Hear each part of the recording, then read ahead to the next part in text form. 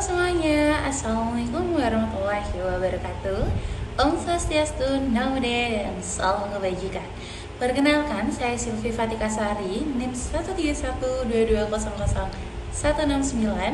yang akan bersama dengan teman-teman saya yang akan menjelaskan terkait mengenai putusan Mahkamah Konstitusi yang bersifat ultra petitum. Sebenarnya apa sih tentang Mahkamah Konstitusi yang bersifat ultra petitum itu? Yuk kita ulik. Istilah ultra petitum dalam putusan Mahkamah Konstitusi ialah berarti putusan hakim yang melebihi dari apa yang diminta dalam permohonan. Dalam konteks Mahkamah Konstitusi, berarti Mahkamah Konstitusi telah memutus sesuatu yang tidak dimohonkan oleh para pihak. Hal ini tentunya menarik bukan? Terkait tapera dan juga surat keputusan MK, dan hal ini juga menarik serta menimbulkan berbagai polemik serta perdebatan. Apakah MK atau Mahkamah Konstitusi berlebihan atau justru ia sedang menegakkan keadilan konstitusional? Yuk kita ulik. Mahkamah Konstitusi berwenang menguji undang-undang terhadap Undang-Undang tahun 1945. Sebagaimana hal ini diatur dalam pasal 24C ayat 1 Undang-Undang 1945, kemudian terdapat pada pasal 10 ayat 1 huruf A Undang-Undang 24 tahun 2003. Serta ditegaskan dalam pasal 1 angka 3 dalam PMK nomor 2 tahun 2021. Kemudian yang mana karena itu permohonan pengujian UU nomor 4 tahun 2016 tentang tapera ialah berada dalam kewenangan Mahkamah Konstitusi. Pemohon yakni Konfederasi Serikat Buruh Seluruh Indonesia yaitu KSBSI sesuai dalam pasal 4 PMK nomor 2 tahun 2021 junto pasal 51 Undang-Undang 24 tahun 2003 memiliki kedudukan hukum, yakni karena hak konstitusionalnya ialah telah dilanggar, telah dirugikan akibat kewajiban iuran tapera yang mengurangi pendapatan dari buruh tersebut. Kemudian secara substansial Mahkamah menilai sejumlah pasal pada UU Tapera diantaranya pasal 7, pasal 9, pasal 17, dan pasal 54 ialah bertentangan pada pasal 28 ayat 2 Undang-Undang 1945 mengenai hak atas imbalan dan perlakuan yang adil dalam kelayakan hubungan kerja. Kemudian pada pasal 28I ayat 2 Undang-Undang 1945 yakni hak bebas pada perilaku diskriminatif, yakni yang menurut saya kewajiban iuran sebesar 3% dianggap tidaklah adil, memberatkan buruh untuk penghasilan rendah serta tidak proporsional yang mana dimanfaatkan sebagian kecil peserta. Selain itu, di samping itu ya tidak ada unsur buruh dalam pengusaha dalam komite tapera, yakni yang bertentangan dengan prinsip partisipasi dan kesetaraan.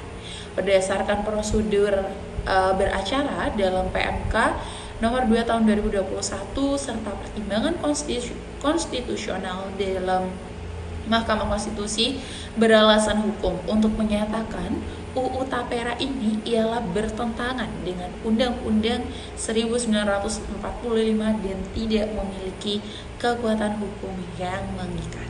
Seperti itu, jadi untuk tapera ini bisa untuk dibatalkan ya. Bisa untuk dibatalkan menurut saya karena tidak sesuai dan bertentangan dengan Undang-Undang 1945.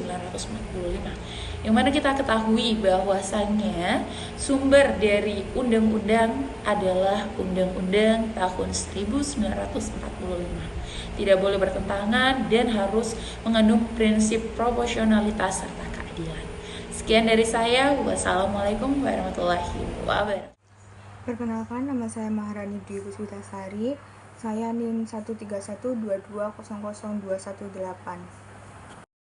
Nah, sebelumnya sudah dijelaskan oleh teman saya. Di sini saya akan menjelaskan seperti gimana sih contoh kasusnya gitu. Nah, ultra petitum sendiri ini sudah beberapa kali muncul dalam putusan MK. Beberapa putusan MK dianggap ultra petitum, misalnya dalam perkara pemilu, Undang-Undang Cipta Kerja, atau putusan yang menambahkan tafsir baru pada norma undang-undang. Contoh sederhananya seperti ini, misal pemohon hanya meminta pembatalan satu pasal, tapi MK itu malah menyatakan keseluruhan undang-undang konstitusionalnya itu bersyarat. Nah, inilah yang sering disebut ultra petitum itu sendiri.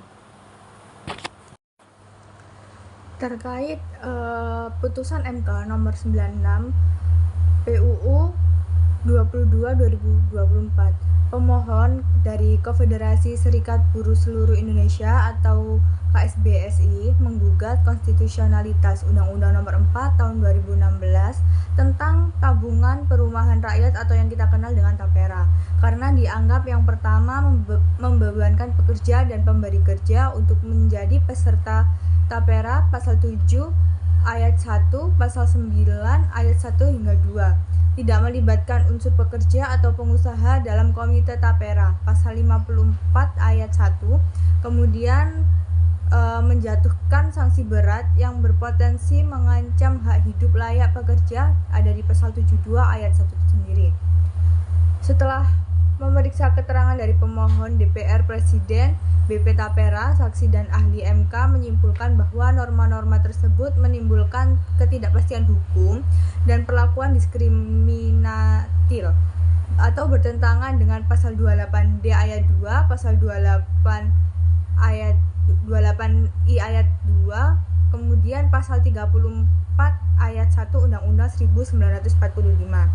Kemudian di amar putusannya itu mengabulkan permohonan untuk seluruhnya, menyatakan Undang-Undang Nomor 4 Tahun 2016 itu bertentangan dengan Undang-Undang 1945 dan tidak mempunyai kekuatan hukum mengikat sepanjang tidak dilakukan penataan ulang sesuai amanat Pasal 124 Undang-Undang Nomor 1 Tahun 2011 tentang Perumahan dan Kawasan Pemukiman.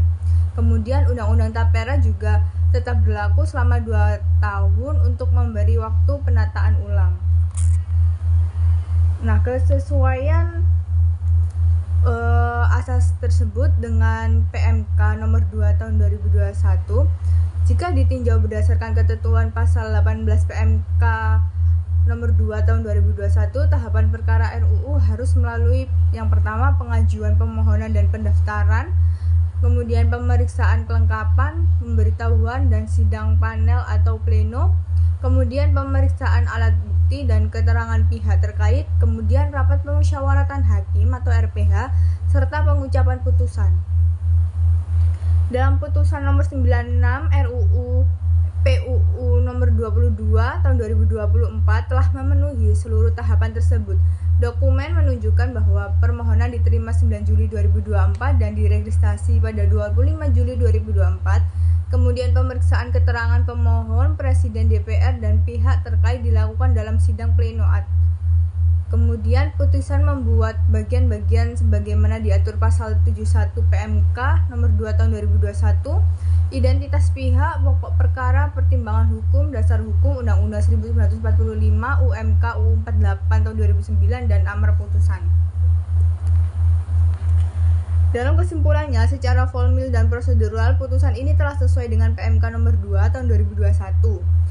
Nah, analisis asas ultra petitum berarti ini kan hakim tidak boleh memutus melebihi apa yang dimohonkan. Dalam perkara ini, pemohon meminta dua alternatif, petitum utama dan subsidiar. Yang pertama, membatalkan seluruh undang-undang TAPERA, atau yang subsidiar yakni setidaknya menyatakan pasal-pasal tertentu inkonstitusional bersyarat. Nah, MK memilih alternatif pertama, yaitu membatalkan seluruh undang-undang TAPERA. Namun masih memberi tenggang waktu 2 tahun untuk penataan ulang. Kebijakan memberi masa transisi ini tidak tergolong ultra petitum karena masa transisi merupakan bentuk pelaksanaan asas kemanfaatan dan pencegahan kekosongan hukum. Dilihat dari pasal 73 PMK nomor 2 tahun 2021 yang memungkinkan amar bersyarat atau penundaan pemberlakuan. Substansi putusan tetap berada dalam batas petitum pemohon atau membatalkan UU Tapera. Dengan demikian, putusan MK nomor 96 PUU 22 tahun 2024 tidak melanggar asas ultra petitum. Jadi, pendapat atau tanggapan saya, putusan ini tuh mencerminkan peran Mahkamah Konstitusi sebagaimana pengawal konstitusi dan penjaga hak sosial ekonomi pekerja. MK mengimbangkan kepastian hukum dan keadilan sosial dengan tidak langsung mencabut keberlakuan UU, melainkan memberi waktu bagi pemerintah untuk memperbaikinya. Secara formil, prosesnya sesuai tata cara dalam PMK nomor 2 tahun 2021 dan secara material mencerminkan penerapan prinsip konstitusionalitas bersyarat tanpa melampaui petitum. Nah, kesimpulan akhirnya putusan MK nomor 96 PUU nomor 22 tahun 2024 telah sesuai dengan mekanisme yang diatur dalam PMK nomor 2 tahun 2021 dan tidak mengandung unsur ultra petitum itu sendiri. Putusan ini menjadi contoh penerapan proporsional antara pembatalan norma dan perlindungan terhadap stabilitas hukum serta hak-hak pekerja itu sendiri. Sekian dari saya. Terima kasih. Saya Arifiah Nurinda dengan NIM 13122000179.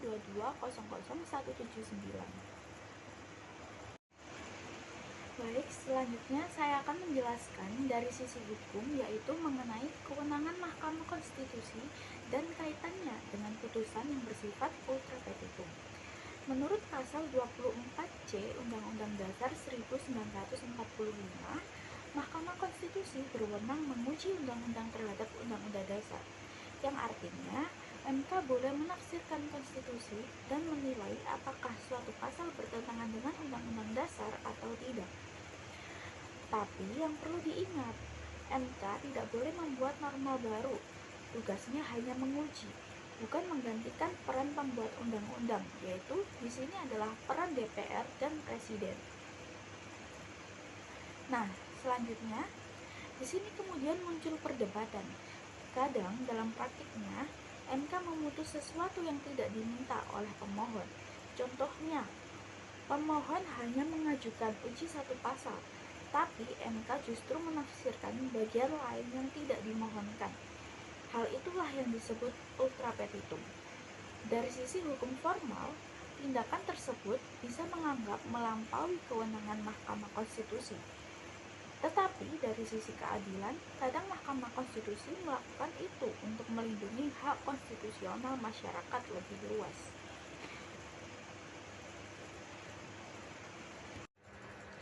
Menurut pendapat saya, dalam putusan Mahkamah Konstitusi yang membatalkan Tapera tersebut, prinsip ultra petitum bisa saja terjadi jika Mahkamah Konstitusi memutus melebihi apa yang diminta oleh pemohon. Namun, kalau hal itu dilakukan demi menegakkan keadilan konstitusional dan melindungi hak-hak rakyat pekerja, maka saya menilai itu masih bisa dibenarkan.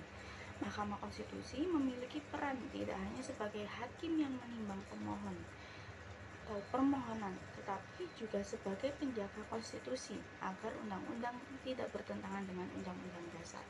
Jadi, selama putusan itu tidak keluar dari pokok permohonan dan tujuannya untuk keadilan, tindakan ultra petitum tersebut menurut saya dapat diterima secara moral dan konstitusional. Tetapi Mahkamah Konstitusi juga harus tetap berhati-hati supaya tidak dianggap membuat norma baru, karena hal tersebut bisa menyalahi batas kewenangannya sebagai lembaga yudisial. Perkenalkan, nama saya Feroksana Chandra dengan NIM 13122000038. Selanjutnya, saya akan membahas mengenai dampak dan pro kontra dari putusan Mahkamah Konstitusi yang bersifat ultra petitum. Nah, dari sisi positifnya, putusan ultra petitum kadang justru memperluas makna keadilan. Ketika suatu undang-undang atau pasal berpotensi melanggar hak konstitusional warga negara, MK itu bisa mengambil langkah yang lebih progresif meskipun melampaui permohonan. Langkah ini sering dianggap sebagai bentuk keberanian MK untuk melindungi hak-hak dasar rakyat dan mendorong pembaruan hukum di Indonesia. Misalnya, dalam beberapa putusan MK tidak hanya membatalkan norma, tetapi juga memberikan tafsir baru agar hukum lebih sesuai dengan nilai-nilai keadilan. Namun di sisi lain, tindakan seperti ini juga menimbulkan dampak negatif. Jika terlalu sering dilakukan, ultra petitum itu bisa menimbulkan ketidakpastian hukum karena putusan MK dapat melampaui apa yang diantisipasi para pihak. Selain itu, hal ini juga bisa menimbulkan kesan bahwa MK melangkahi kewenangan lembaga legislatif. Karena secara tidak langsung, MK seolah membuat norma baru, bukan hanya menafsirkan konstitusi. Jadi, kelompok kami itu menilai bahwa MK ini perlu menjaga keseimbangan antara penafsiran progresif dan batas konstitusionalnya. MK boleh bersikap progresif demi keadilan substantif, tetapi tetap harus berhati-hati agar tidak mengaburkan batas kekuasaannya. Dengan begitu, MK itu bisa tetap menjadi penjaga konstitusi yang bijaksana, bukan hanya penafsir hukum, tetapi juga pelindung nilai-nilai keadilan. Kalau menurut pendapat saya pribadi, putusan MK yang bersifat ultra petitum ini sebenarnya bisa diterima, asal tujuannya benar-benar untuk menegakkan keadilan konstitusional, bukan untuk memperluas kekuasaan MK. Dan terkadang situasi hukum di Indonesia itu memang tidak selalu hitam putih. Ada kalanya hakim konstitusi itu perlu menafsirkan secara lebih luas agar hasilnya adil bagi masyarakat. Tapi di sisi lain, MK juga tetap harus berhati-hati dan menjaga batas kewenangannya supaya tidak menimbulkan kesan bahwa lembaga yudisial itu bisa berwenang seenaknya seperti itu. Jadi bagi saya, kunci adalah pada keseimbangan, berani progresif tetapi tetap berpegang pada konstitusi. Nama saya Frida Tri Utami dengan NIM 1312200001. Dari pembahasan yang telah kami sampaikan, dapat disimpulkan bahwa putusan ultra petitum menunjukkan dinamika antara keadilan substantif dan batas hukum formal. Mahkamah Konstitusi terkadang perlu memperluas makna permohonan agar keadilan benar-benar tercapai. Namun, langkah tersebut harus tetap dilakukan dengan penuh kehati-hatian agar tidak melampaui batas kewenangan yang telah ditentukan oleh konstitusi. Selama perluasan itu dilakukan demi menegakkan keadilan dan melindungi hak-hak konstitusional warga negara, putusan ultra petitum masih dapat diterima dalam batas wajar. Terima kasih telah menyimak pendapat kami. Semoga pembahasan ini bermanfaat dan dapat menambah pemahaman kita semua. Menurut saya, putusan ultra petitum mencerminkan keberanian Mahkamah Konstitusi dalam menegakkan keadilan substantif di tengah keterbatasan norma. Hukum tidak seharusnya kaku pada teks, tetapi juga harus memahami nilai keadilan yang hidup di masyarakat. Namun, keberanian itu perlu dikendalikan agar tidak berubah menjadi bentuk penyalahgunaan wewenang.